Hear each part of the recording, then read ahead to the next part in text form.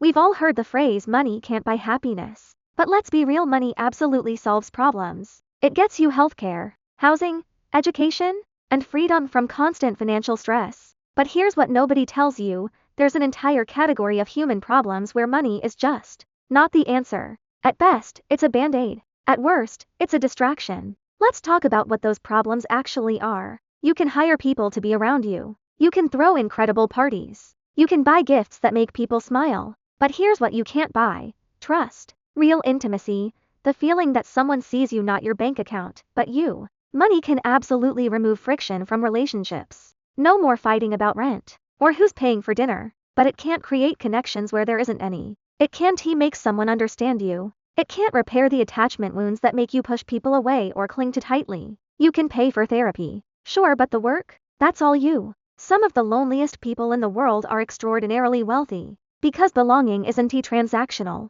Being genuinely cared for isn't something you can purchase. No matter how much you spend, money handles external problems beautifully, but internal ones, that's a different game entirely. You can have financial security and still wake up thinking, what's the point of all this? You can have every material comfort and still feel like an imposter in your own life. That gnawing sense of meaninglessness. The fear that you're fundamentally unworthy. The belief that if people really knew you they'd leave. Money doesn't touch these things. You can buy distractions, entertainment, travel, substances, constant stimulation. But distraction isn't the same as healing. At some point, when you're alone with yourself, all those deeper questions resurface.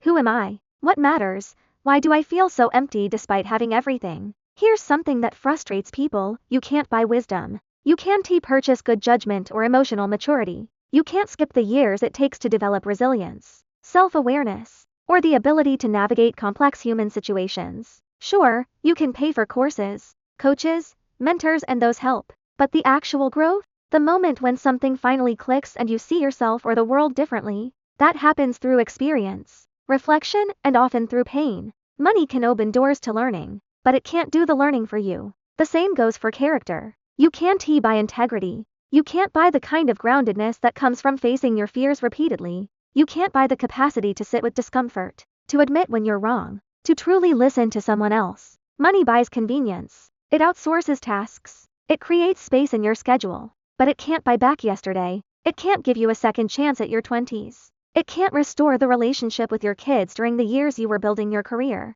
It can't return the health you sacrificed working 80-hour weeks. And it definitely can't buy someone else's genuine attention and time. You can hire someone's labor, but you can't make them care about you the way a true friend would. You can't make your aging parents suddenly have another decade. You can't rewind to the moments you missed. Modern medicine is incredible. With enough money, you can get the best doctors, the newest treatments, the most advanced procedures. But even with unlimited resources, you can't reverse aging indefinitely. You can't undo certain types of damage. You can't override your genetics entirely. Bodies are finite. They wear down. They got sick. They died. Money extends life and improves its quality. Absolutely, but it doesn't grant immortality. It doesn't erase vulnerabilities. And that's terrifying for people who've come to believe money solves everything. Because here's one problem where they're not in control. Perhaps the strangest thing money can't solve is this: purpose. The sense that your life means something. That you're here for a reason. That your existence matters beyond your bank account.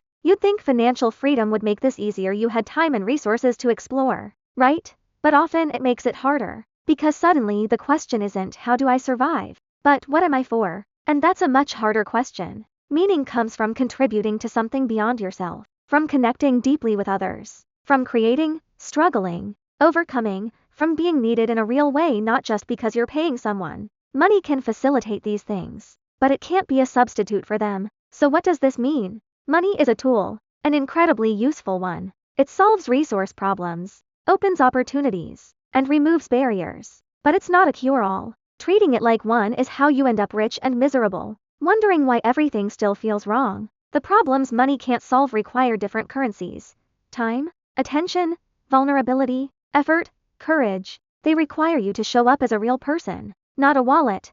They require growth that can't be outsourced. Understanding this distinction, what money can solve versus what it can't, might be one of the most important realizations you'll ever have. Because chasing money for problems it can't fix is an exhausting way to live. The real work, that's internal, relational, existential. And no amount of wealth will do it for you.